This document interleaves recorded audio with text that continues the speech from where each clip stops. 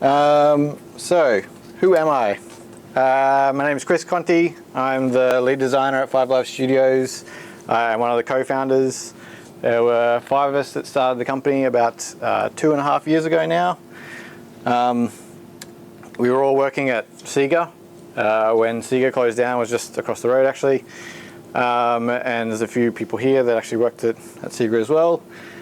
When that closed down, Mike, our lead programmer, sent out an email and basically just said, who wants to do a spiritual successor to Syndicate? And I played Syndicate back when I was a wee child, and I loved it, and a bunch of the other guys really loved it as well. And we all basically put our hands up and said, hell yeah, we want to jump on that. At the time, there was not a lot around, so it was that, or possibly go to Defiant, or go overseas. So we had families and stuff here. We didn't want to go overseas, so we thought we'd start up our own company and see how we went with that.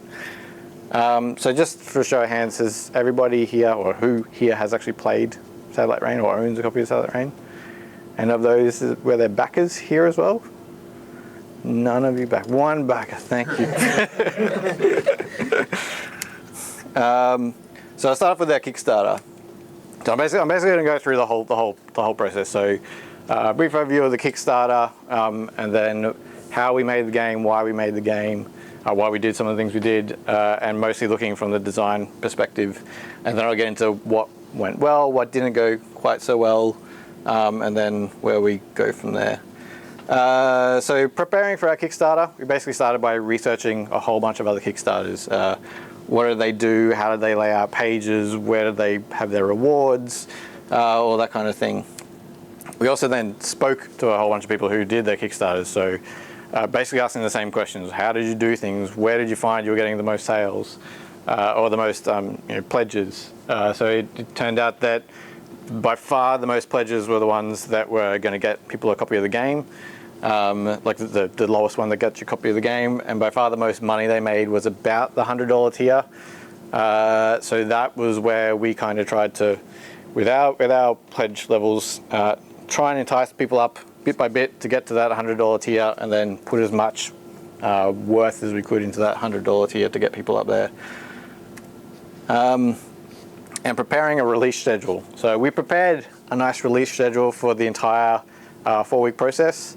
And then we took that release schedule and released it all in the first week, and then spent the next 3 weeks trying to, well, the entire time basically trying to produce more stuff and get things out. We started thinking maybe we can release something every few days, 2 or 3 days, and people would be fine with that.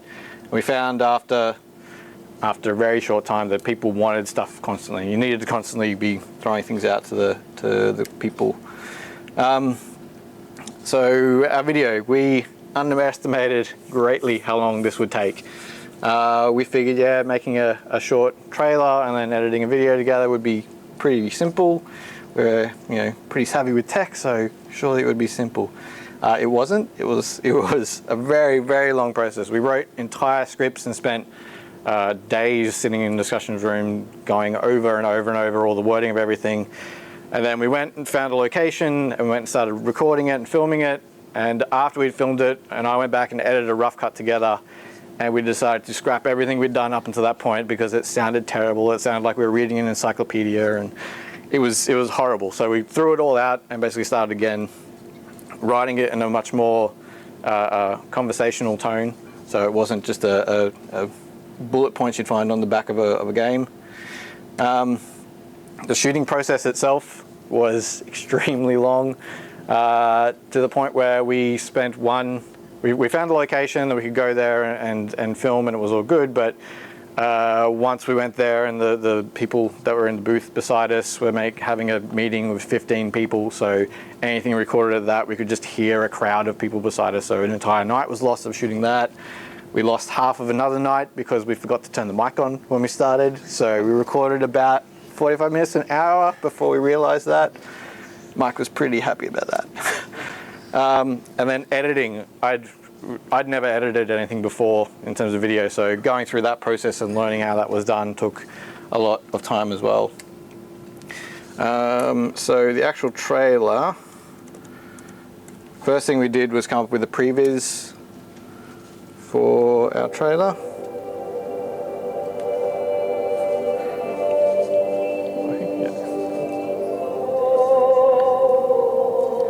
It's not Deus Ex. It's our music. This was all obviously just previous. It was us doing it just to show amongst ourselves.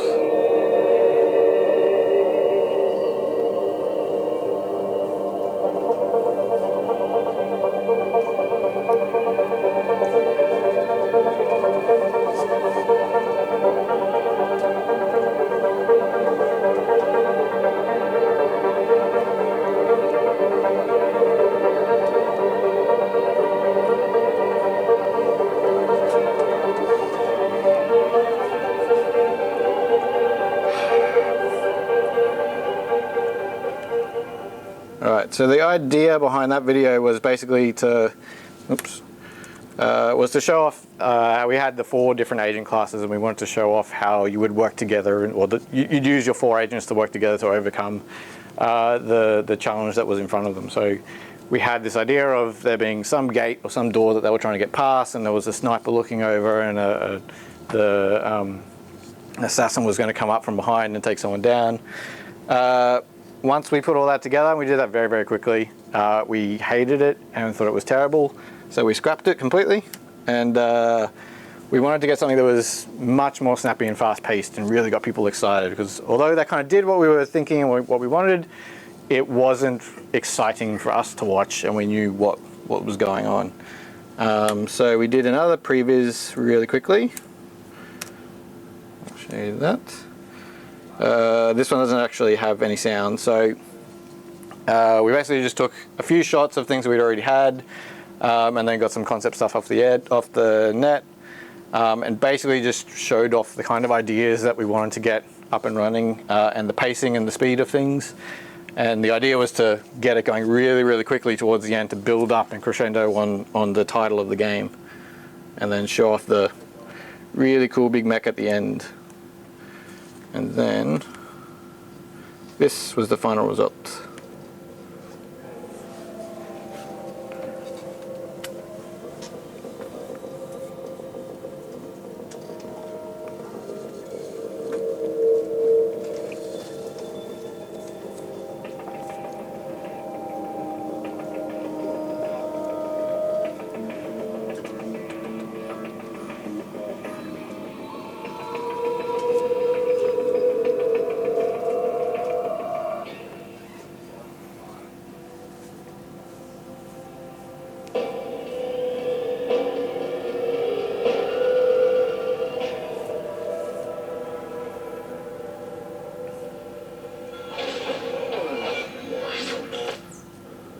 In my 20 years.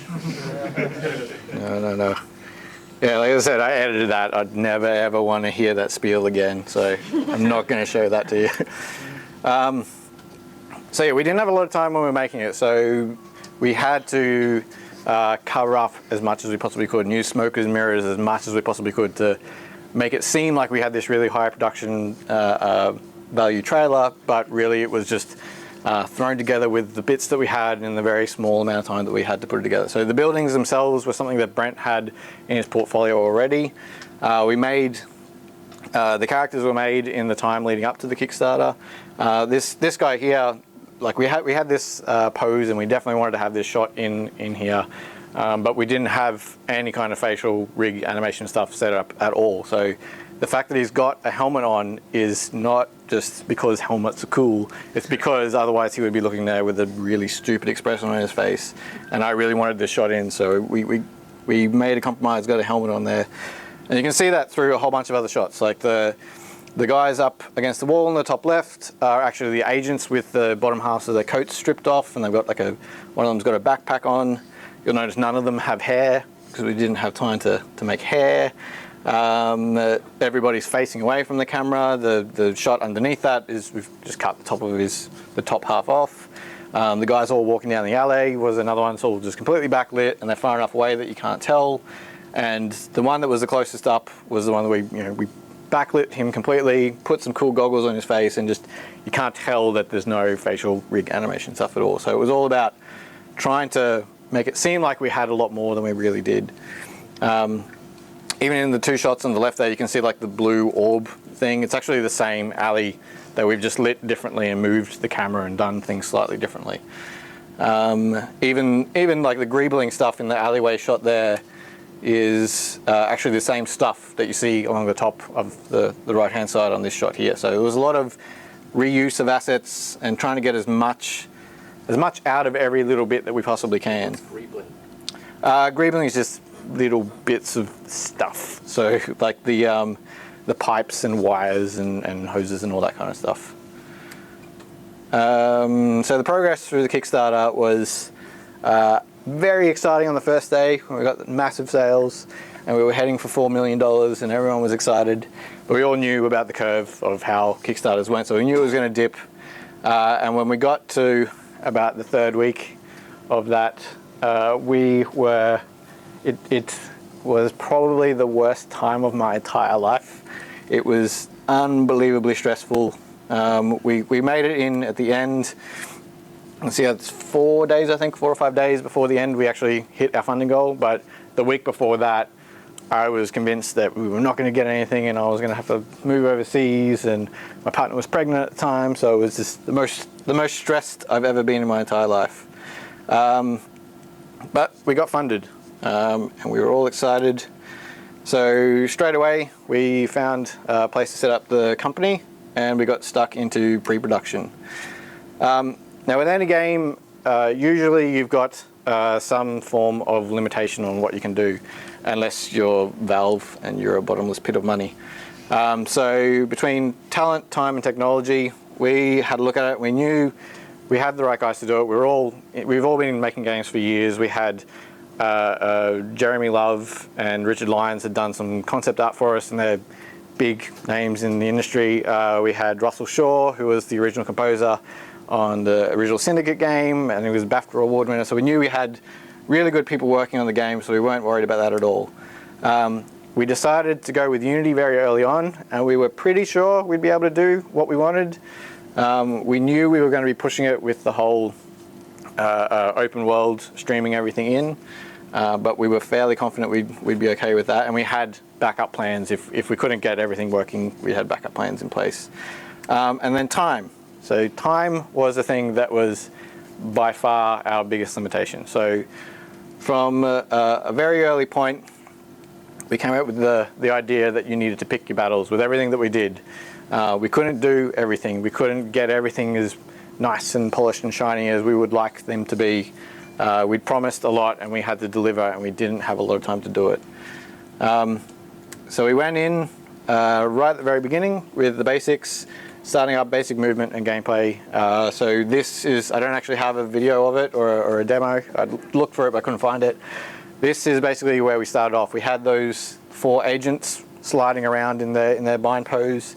The brown things were civilians, and they were actually still the civilian class that we've got running around now. Shooting back and forwards was effectively just a red line that would come out of agents' chests and point at, I think, the floor of an enemy, and then enemies had blue lines that shot out of their chests and shot the floor of the agents. So it started off very, very rough, but we got that right at the very beginning in the first few weeks, or in the first week, sorry. The other thing we did right at the very beginning was get tools up and running. We know that from experience that by getting the right tools in the right people's hands, they can produce some amazing things. Where we were going with the whole picking your battles thing as well was this is a good tool, but it's not a great tool.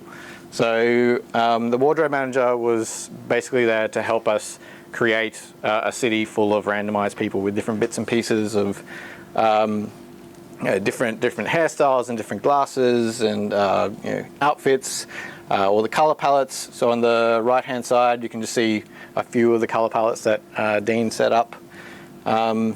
So this was the system that we set up right at the beginning, and it allowed Dean to go and put all the content in without any help from code after that. There are a few little things that we had to fix up or change, but for the most part he was able to just create content and get it in. And that system is pretty much exactly the same as when we started, minus a few bug fixes. The ability manager and skills manager were the same thing. They were the next things we moved on to, and that was for me for design. So the ability manager allowed me to create abilities, and I'll talk about modularity stuff later on. It allowed me to create abilities that could be put on anybody. It didn't need to be just for agents. It was for like enemies and civilians, and anyone could be given abilities. And then skills were specifically for the agents. But those tools were done really, really early on and allowed us to quickly add and remove anything that we needed. Some of the other tools we did, Mike set up a cover node generation system. So basically, we could just build the world, hit a button on your generator, and we could see it just calculate exactly where all the cover was supposed to be in the world. So in the first iteration would take a minute or 2 minutes to build a tiny little scene, but after he went through and cleaned things up, it was lightning fast, and we could just move a few things around, hit a button, and it would instantly be done. And the network connections is basically the blue lines and the purple lines that you see underneath the ground when you're in world scan mode. All of those lines are all just automatically generated. So when we place everything down, we can move all that stuff around, connect them up, hit a button, and it would just generate exactly where we wanted them to go. I did add in later on manual editing for that stuff as well, because some of the auto generation wasn't great, but for the most part, it worked really, really well. So on to actually building the city. We started off by planning to have everything split up into chunks of the city. So we have the 4 districts. Each of those districts were split up into maybe about 12 different chunks. We built a whole bunch of prefabs for all the buildings and all the art assets. They were initially laid out by design, and then they're dressed and lit by the art team, which was one guy, so the art guy. So you can see there's a bunch of assets. It's not all of them by any means, but the first thing we would do is start out by drawing out the layout of a district in Photoshop or on paper, and then we would block it out with the 16 by 16 floor tiles and a bunch of these building prefabs, and just knock them all out exactly how we planned to do it. Then we could go back and easily, quickly change and play with where those things all were. There's a few different building styles there, like there's the ones in the middle of the buildings that we had in the downtown district. On the left are more the industrial, and the few down on the right were the grid district. So we started off by getting a whole bunch of just big buildings to try and fill out the space. And then you can see down the bottom a whole bunch, or a handful of the dressing art assets that then went on top of those buildings to try and make it look as different as possible in different regions within a district. So this is just one small section. So this is a design pass. And when we get to this point, Brent, our environment artist, and I would discuss what kind of things we wanted in this district. This particular spot is down the bottom in the downtown district. And the idea behind this was that it was an old market area that has since been closed and run down. All the buildings have shut, all the businesses have shut down, and it's basically filled with homeless people and rubbish, and it's a little kind of shanty town. So after the design pass, Brent went through and replaces some of the art assets that I've put in there, lit everything, and it all looks lovely and pretty. The fact that we used art assets in the initial pass was a big point as well. We started off very early by blocking things out with just big white boxes, and the two things came with that. One was that once we put them in, they all need to be replaced anyway with art, and that takes time. And the other thing we found that was by using arbitrary just boxes that were just white and had no sense of scale, we tended to make things a lot more claustrophobic just because we didn't know how big things were. So by actually using the buildings meant that we could see how big an area was and how big it felt. So that area that we were looking at is just on the bottom right. So we basically took that process and then repeated it across an entire district. The areas on the map there that you can see are red are the restricted areas, and that's where most of the combat and stealth mechanic stuff would take place. So those had a bit more time in design pass, so we'd play through those and make sure we were happy with them before we sent them to art. But the areas in green were a bit more up to art to kind of have fun with what they wanted to do with that. We were a bit more liberal with letting them change the design around. And then that's the entire city. So you see that tiny little area down the bottom was one little bit, building up to an entire district, and then we have the 4 districts. There's the little bit that sticks off down the bottom, the tutorial, and the boss fight right up in the top. And the entire thing was pretty much done by myself and Brent, our artist, and a few other people that helped out with level design. Ben Drost, who isn't here tonight. So yeah, cities are very, very big.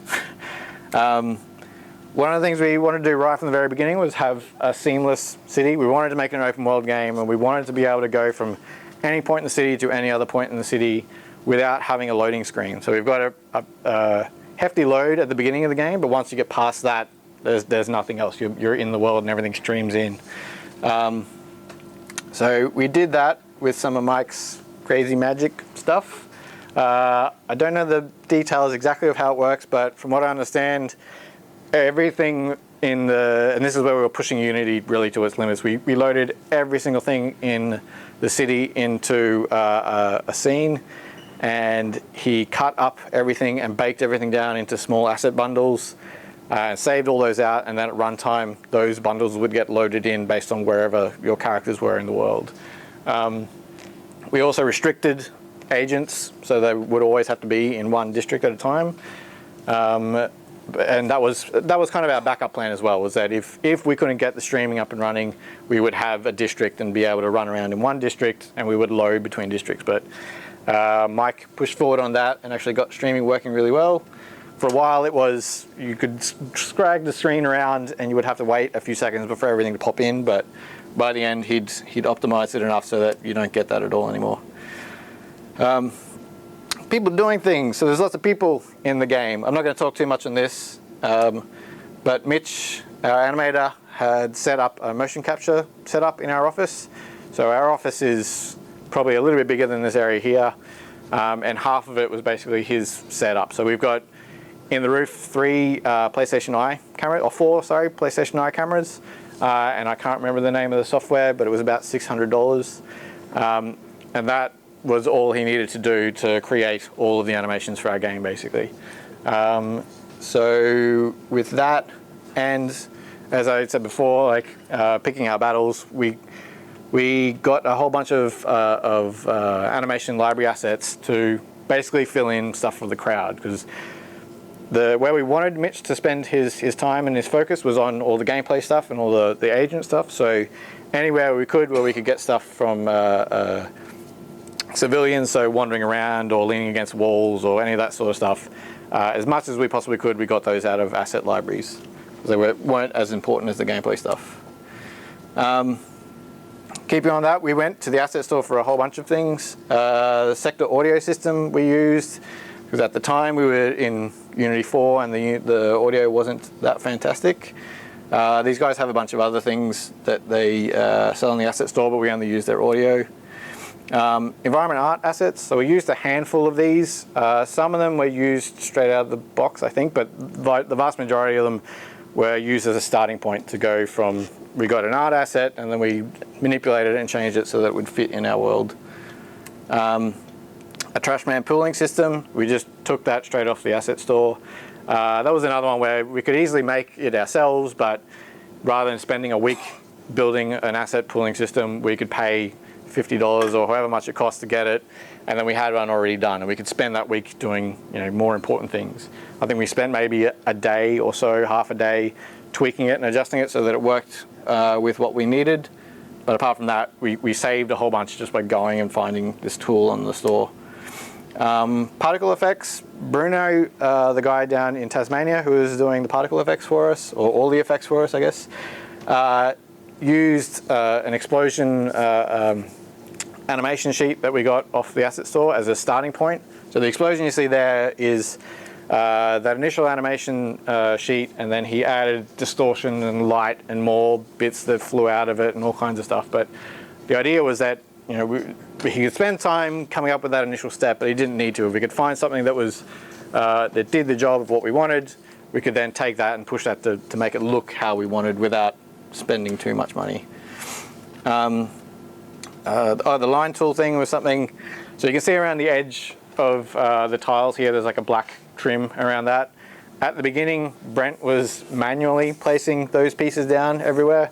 And after a few days of that and him going a little bit insane, we had a look on the asset store and found another little tool that allowed him basically just to click where he wanted and lay down those edging.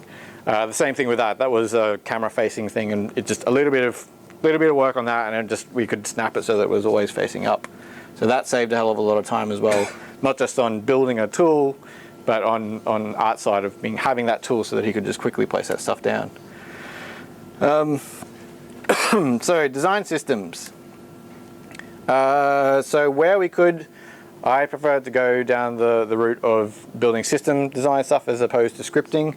But there were a bunch of things in Satellite Rain that we did need to completely script. The tutorial was one where the entire way through the tutorial, it's completely unique code every time we do. Well, not completely unique. There are bits that are reused, but the vast majority of the tutorial is just completely scripted.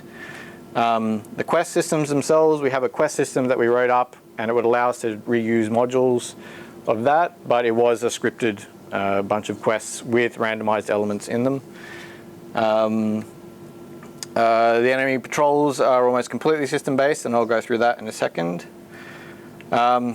And modularity was another big thing. So systems and modularity were the two big things I love about design. So our items, abilities, modifiers, and skills were the core things for basically everything interactable in the game. So items were defined as things that I can have. So as an entity in the world, I could have grenades, I can have a bit of armor, I could have a shield generator. So they're the things that you could basically get in the world. Abilities were things that you could do with those items. So the grenade would come with an ability attached to it to throw a projectile. So basically we then had an EMP grenade and a regular grenade, and those both came with that same ability that allowed you to basically just throw the thing that you had. And the idea with that was then, as I was saying before, you can take these abilities and these items and not just place them on the player characters, you can also place them on the enemy. So the commanders that run around, they can throw grenades at you and they use the exact same code. It's just the thing that triggers them to actually throw it is different. For the player, obviously, is your input, and for the AI, there's a bit of AI code scripted into the ability. Modifiers were very straightforward, simple stat modifiers, so you could add or subtract or multiply. And skills were unique to the character agents, and they were basically a persistent, upgradable collection of all of the above. So the skill, for example, the explosive skill for the soldier was basically a few levels of that, and the first level gave you a grenade item which had the throw projectile ability attached to it, and then the next layers underneath that were basically just modifiers to increase the amount of damage and increase the radius of the explosions and that type of thing.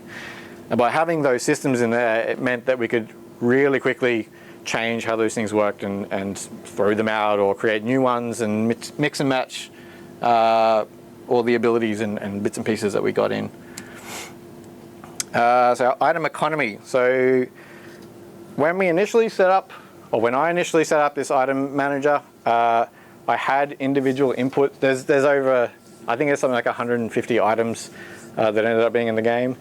Originally, I had it that I would manually put in how many researchers it would take to research an item, how much it cost initially, how much it cost at the end of researching, all the different modifiers and number values you can see they were manually put in. So the problem we had with that was, which was fine when there was a handful of items, but as soon as we got to more than 10 items and I wanted to tweak the amount of something cost, I would have to go through 10 things and manually change each individual number, and it was a nightmare. So I set up a system that I called the item economy, which basically meant that every item in the game had a place in the economy. So things like the Uzi and the silencer were things that you got really early on in the game. So they were really, really low in the economy, and then you had things like the rocket launchers and miniguns and stuff like that that were really high in the economy.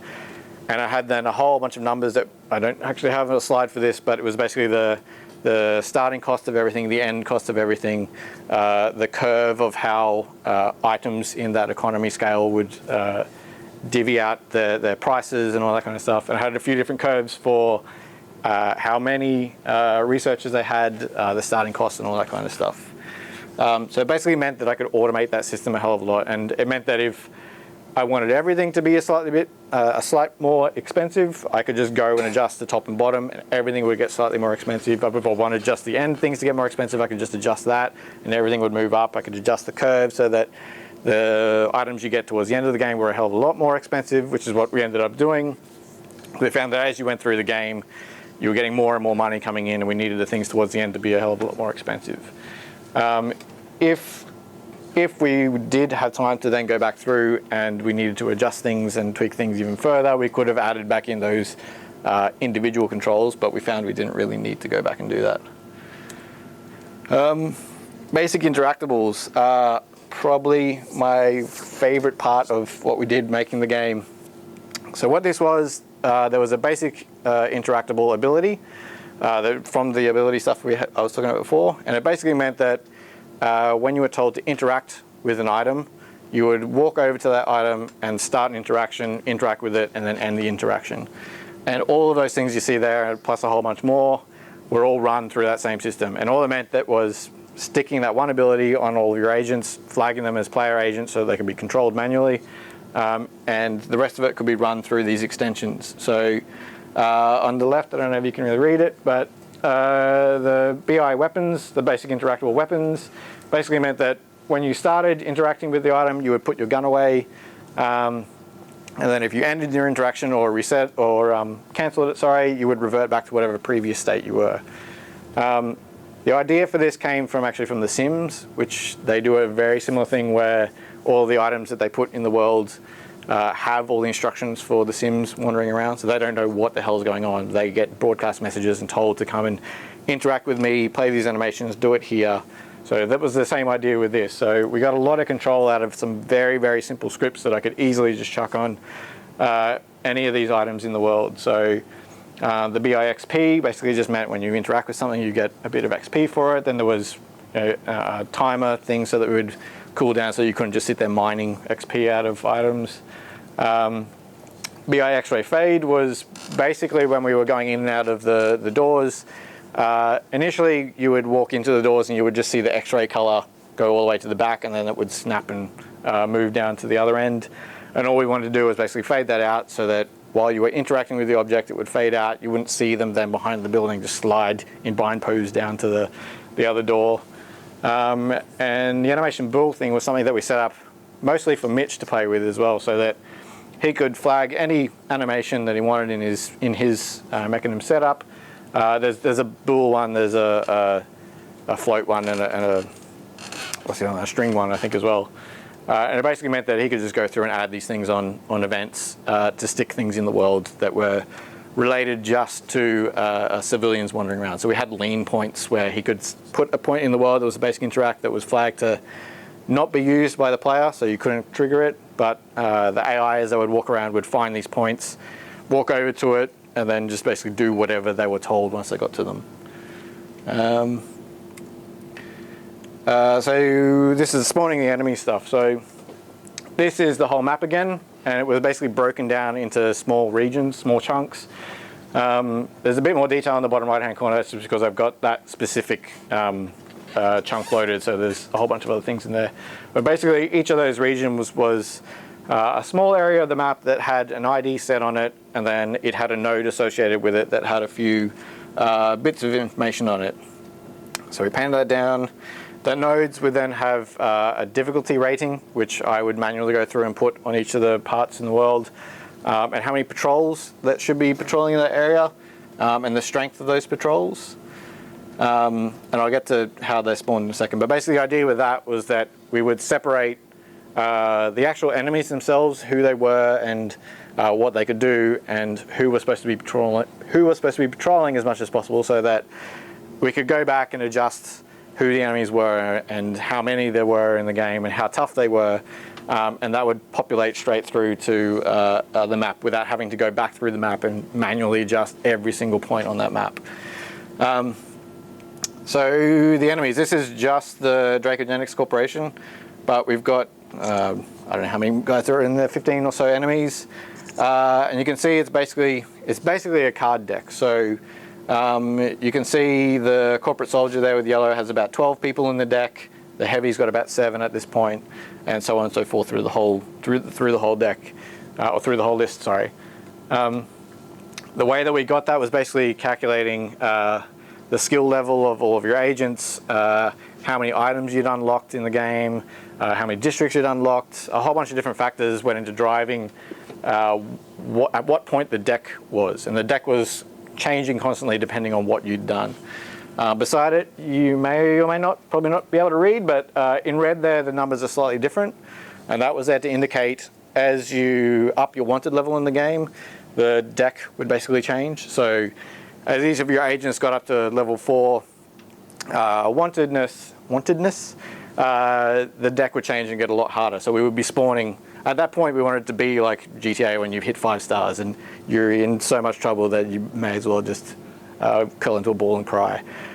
So we had, at that point, there's a lot more enemies spawning and a lot harder enemies spawning. So the threat system is basically how we decided how many people would be spawning in any of those zones. So as I was saying, I went through each of those areas on the map and just defined what threat values or defined what threat ranges there could possibly be spawned at any location. So the earlier ones would be between like 0 and 0.1. In the middle it was around 0.5, and towards the end it got all the way up to 1.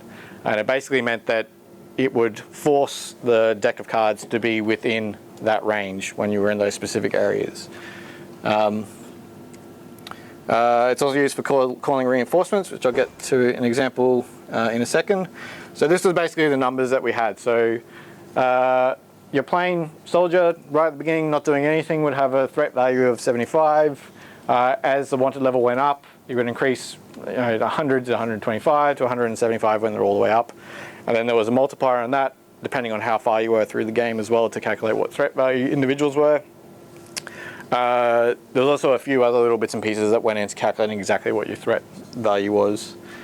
So the reinforcement counter threat. So basically when you're playing the game and you see the guys that have the exclamation mark above their head, or if a camera sees you and spots you and calls in reinforcements, they're basically calculating how many points are on the team that they're trying to call reinforcements against. So in this case, all your agents right at the beginning, they're all just worth 75. It's a total of 300 points. And then this is in my test level, so it's got a whole bunch of crazy stuff in there. But there's 3 guys, they equaled 475. So they were more than capable of taking out my agents at that point. I think I had to put in God mode because before I even got to take a screenshot, they were destroying me. So straight away there, they were fine. They would just attack me. There's no need for them to call reinforcements. But if I upped the wanted level on everybody, we get our level up to 500, which meant straight away one of the guys figured that we're 25 points of threat under what we can handle, so that we call in reinforcements and call in 25 points of reinforcements. And that basically meant that they'd go back to that deck of cards and say, we need somebody to come out and help, and it would start spawning people until it got past the amount that they were needed. So I wouldn't look for someone of 25 points. It would just say the next guy was 120 points. They would just get that guy to come out and help out. So post-release, we had a fairly long early access period. We hadn't planned to. We planned to actually release about halfway through that. But with bugs and things pushing back as they do, we pushed it back and ended up releasing, I think, end of August, beginning of September. I think it was the 28th of August, actually. So we had a few little, like we had our initial spike, we had a few sales where I think we were on about 10% off. And then we had our big spike at launch, which we went through the same feeling on the first day of our Kickstarter when we were like, yay, we're gonna be billionaires. But that quickly dropped off. So I think every day after that, it basically halved or got lower and lower. So by the end of the week, we weren't making anywhere near as much as we were hoping. Having said that, we were still very happy with where everything went, but it wasn't the billions of dollars we were wanting. So just above December there, you can see the Thanksgiving sale where I think we were I think we were 30% off for that, and that didn't do too bad. But then for Christmas, we put ourselves on as 66% off and got us, or 67% off. We got under that $10 mark, which got us shown on the front a fair bit. We had a big splash for that. So you can see the difference between, so the red line is how many units we sold, and the grey is how much money came in. And then there was just another sale a little while ago. So that's how it's gone so far. All right, and we've sold over 120,000 units so far. So what went right? Everything. The first thing we did was basically we appealed to a ready-made audience with Syndicate. We knew right from the very beginning, from the first sentence that was uttered, it was about capturing that audience. We knew it was a ready-made audience. We could sell it to those people. I was one of those people, so I was sold on it straight away. So I just needed to share the excitement and what we wanted to do with it. Like we have been told that, we basically just jumped on the group of people that were already looking for something, and that was completely intentional. We knew what we were doing with that. We did that on purpose. Building tools and systems very early on, we knew that basically by getting those tools, I said it earlier, getting the tools in people's hands as early as you possibly can, testing those tools and fixing bugs as early as you possibly can means that the artists and designers can basically produce stuff without the need of constant code support. We use the asset store, libraries and other tech that we found. Wherever we could do it without too much of a interruption in what we were trying to do, or without needing to rework things too much, we would try and use asset store stuff. So like with the sound system, we didn't need to write our own sound system. Things already existed, so we used those. And building simple systems that work together. So the threat system itself is a relatively simple system. There are other systems in there, like there's a suspicion system that basically, so the threat system was about calculating how many reinforcements should basically be coming, what enemies should be coming out to get you. And the suspicion system was a similar sort of thing, but it was basically about how suspicious an activity any individual in the world was doing, and whether or not we should escalate to the point of calculating the threat value and calling reinforcements. So those two simple little systems were one thing where it was just on their own, they're not that impressive, or they don't really do that much, but together they work really, really well. And what went wrong? Slide's empty. Scope. So right from the very beginning, we knew we were making a massive game. We sold this very big vision that we were excited to make, but we knew that it was going to be a very long, hard road to get there. So that was our biggest issue. From that, well, everything kind of stems from that. So from having that, I was working 7 days a week for 2 years basically to make this game. Communication kind of didn't go as well as it probably could have. We're a small team that we've worked together. Most of us have worked together for about 10 years. And we were very proud of the fact that we would always communicate things, and we were really good at talking to each other and getting our messages across. And because our scope was so big and we were working so hard, a lot of times I would say things probably in slightly more colorful language, that I was too busy. I would get to the thing that someone was bringing up, but I would need to get onto it later. And because of that, some of those things don't get brought up later and turned into bugs later, basically. Our loose scheduling and milestones, starting a project and saying make the game is not a really good idea. We did have a schedule, and we did have plans of when we were going to have things done, but we didn't have hard set milestones. We basically just did the bits that we needed to do, and then as we started to push past the times when we wanted things delivered, we didn't hold ourselves to account, really. We kind of just said, okay, well, we're all working really, really hard. We just need to keep on going and get the thing done. So having a much tighter, more organized schedule would have been much more beneficial for us. Hacky, messy code. I'm fairly guilty of this. As you get into the wee hours of a Saturday night and you're tired and you haven't had a break for 3 months, you start doing some really stupid things.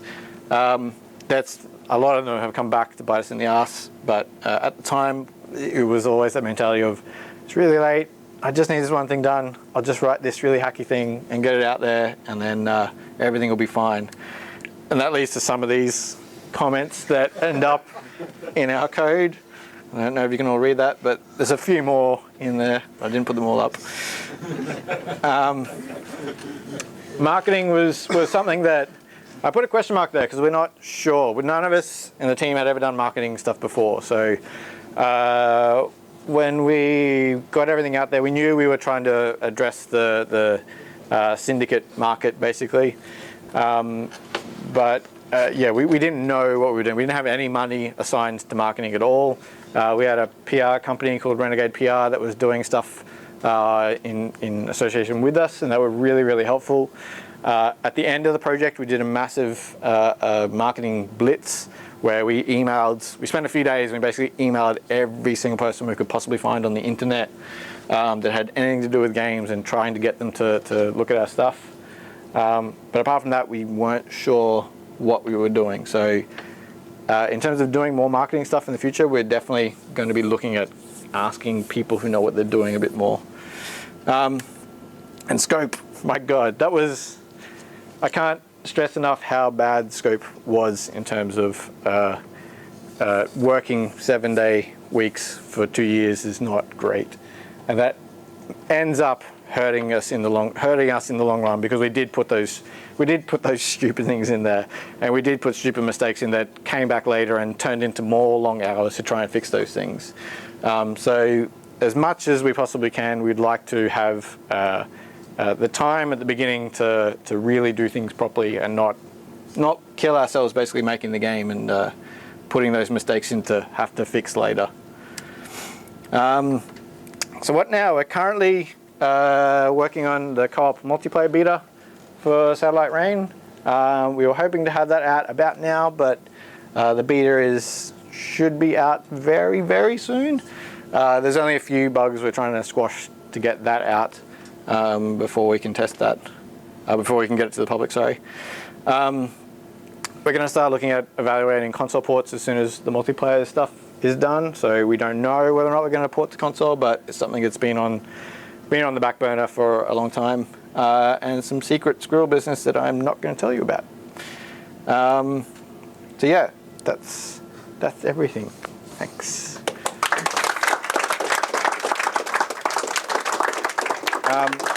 Yeah, if you guys have got questions or anything, shout them out or come chat to me after. So yeah. Just dealing with your scope, you're kind of held to the syndicate style, so you've got that market already. So if you were to trim back, did you think that you weren't going to sort of get that market that had that tacit knowledge of syndicate? Basically that was it.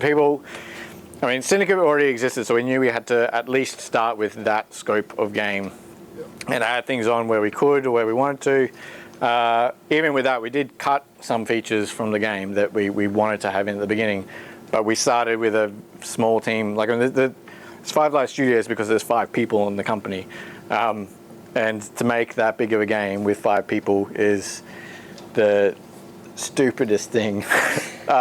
We ended up getting, I think at peak we got about 9 or so people working for us, in total. So we had contractors coming on and off throughout the whole project. But yeah, scope was something that we had to kind of do, I guess, because we had to appeal to that audience. Your guy running the production would, like you said, you've all played Syndicate before, you've all got that knowledge. So he would have been, no, we need this, we need that. Yeah, well, it basically was the 5 of us running the production of the whole thing. So it was a group thing with all of us saying we want to do all these things. We need to do these specific things to get into the game, to get it out to Kickstarter. And at that point, then we'd said it, and we couldn't go back and say, well, actually, we're going to make a first-person shooter, and it's not going to be the same game. So we couldn't go back on that once we'd actually said what we were going to do. And we got a whole bunch of cash out of Kickstarter. Yeah. Yeah. Do you have access to the original game to play at the start, or were we going by memory? We got copies of the original game and played them, and they really hold up. after all these years. No, they don't. The first one holds up, and I love that game. I played it a few times. The second, I think Syndicate Wars isn't as great as Syndicate, personally. So they did hold up pretty well, and we did play through them a fair bit. But we did, when we initially went through everything, we did say that we wanted to make the game that we remember, not the game that it was. So even during the Kickstarter, we had a lot of people saying, oh, well, Syndicate didn't have this, or it had this, and we want this thing in it. It was like, we wanted to have the experience that we remember and make that as a game that would be made today, not take one for one what was this original game and just make that again and reskin it. So we planned a lot of things out first, and then went back over those original games, yeah. Yep. How did you manage creating a learning and a difficulty curve that would accommodate for people who have experience with the game and are expecting maybe a more challenging style game, but also accommodate to people who are new to the game and might have more, a more casual, Well, I guess I'm an asshole, and we kind of were brutal. So we knew we were going for a hardcore audience. We knew we were going for people who were playing these hardcore games, in the 90s. So the difficulty ramps up and it gets difficult towards the end. It's also based on how you play. I guess if you're playing it smart and you're taking out the guys that are calling for reinforcements, you can make it a lot easier for yourself. If you don't and you go in throwing grenades and stuff like that, more reinforcements will come out to counter that. So a lot of the things in the game were based on I guess how you play the game, and like so grenades or blowing anything up would call in reinforcements. If you were stealthing through the game and you had your kit set up for a more stealthy approach, there would be more individual patrols patrolling around as opposed to big groups of patrols, so that you could take them out with the stealth kills and stuff like that. But yeah, we did try and make a hard game. Yeah, so you weren't afraid of losing that potential audience? No, I would be more concerned about pissing off the people that wanted a hardcore experience. Like, I wanted that, so that's the game that we wanted to make. Say, oh, it's been dumbed down. Yeah, we didn't want that, and we definitely didn't dumb it down. If anything, we went probably too complicated, but yeah, it wasn't dumbed down at all. Yeah. Did you consider mobile at the outset when you were doing all the planning? No. Why? Because we were, like, when we were talking about the streaming stuff with Unity, we knew we were going to push that. We were making a PC game, and that was part of our sales pitch. It's a PC game for a PC audience. And we knew we were going to be pushing Unity as far as we possibly could with the streaming of an entire open world city. Now, I mean, we're looking at consoles, and if consoles seem doable, then we could look at maybe putting things on tablets and stuff. But yeah, it wasn't a market that we've worked on games before. Like, Tim's in the audience. We worked on a game called Castle of Illusion that was on 9 SKUs or something ridiculous like that. It was on everything that you could possibly play a game on, and that was an extremely challenging thing to do. So to be able to focus on just making a PC game and then worrying about trying to do that stuff later, if we felt that we could or wanted to do, we'd rather focus on what we could do. Yeah. Yep. Were there any sort of quirks with selling the game, like Steam refunds or sale prices that sort of? There were. We I think came on sale just before the Steam refund thing started, and then at that point we went through and we were looking at some of the refunds. I mean, it's not negligible. I mean, there have been a fair amount of people that refund the game, but it's not enough to really worry about. There's some of the ones because you have to put an excuse in there as well. Some of the ones that were in there were, I was drunk.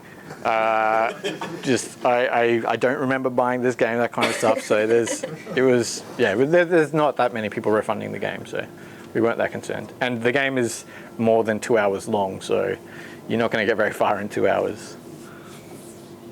Yep. How much much effort went into the Kickstarter rewards? Was it something you spent a lot of time on? We are about to finish the Kickstarter rewards. We had a bug in Unity in the cloth simulation stuff for the coats. That it was a Unity bug that we've had to disable cloth, and we've been waiting for them to put a fix in.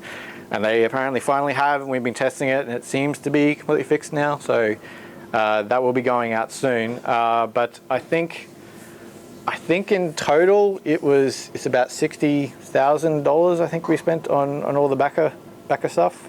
All the shirts and the books and all that have all been printed and are all waiting in storage to be sent out. So yeah. So you're running the latest version of Unity 5 then? If you're waiting Yes. for that fix. Yep. Yeah. How's the changeover from 4? Did you start building and... We started in 4. The changeover to 5 was actually pretty smooth. It's been smoother than the patch releases that have been coming out lately. So yeah, it was. I think Mike literally spent a weekend changing things over and fixing code stuff, and we came in on Monday and he was like, Unity 5. And we're like, okay, cool. We installed it and it worked pretty well off the bat. So it was pretty seamless. Yeah. Anything else? Yep. So you had a pretty good spike on day one of Kickstarter, which suggested it looks like you already had a bit of a following. How did you have? We Or you have some awareness or? God, this is going back a while now. I can't remember exactly how we tried to pump that up as much as possible. That's right. We did a Kickstarter teaser trailer thing, which is basically just a shot of, I think it was a blurry shot of Mike standing on Story Bridge against the night city, and we just had some I can't remember the exact wording of it. It was something alluding to making a Syndicate game, and we got we got media attention off of that. So we had that out, and then we had another little thing. I think we started doing a few little interviews or something beforehand. So we had sent some stuff out before we actually started the Kickstarter. But the idea was that we knew there was an audience already there with Syndicate, so we just needed to let those people know, and that in theory would convert across to the Kickstarter. Yep. So I noticed that after your Kickstarter, you had kind of a thing on your website to accept further funding. Yeah. Yep. Did that work well? What are your thoughts on it? How much did we get off that? I'm trying to think of numbers. I think we had about 15,500 people from Kickstarter, I think, and then I think we got another 1,500 maybe out of the PayPal pledges. So yeah, it was good. It wasn't like it was a massive, game-changing thing, but I think it got us to our next Kickstarter, the stretch goal, I think, from memory, which was, I think, Russell Shaw. So it was good. More pledges were always good. With getting your sort of rewards out to your backers, are you manually having sessions like stamping, packaging, firing them on? No, we've used Backer Kit. Yeah, we set up our own system on our website, and that came with a whole bunch of problems of its own, and we've now got everything going through Backer Kit. We had some extra pledges come through Backer Kit as well when we set that up, but yeah, that's all set up. We've got a shipping place. I don't know. Mitch handled all the stuff, so I'm kind of just going off of memory of what he said. I think it's in the States somewhere. Everything is over there except for the box copies of the game, which we're about to get printed now. So everything's there, just waiting to go out. Cool. All right. Cool. Thanks, guys.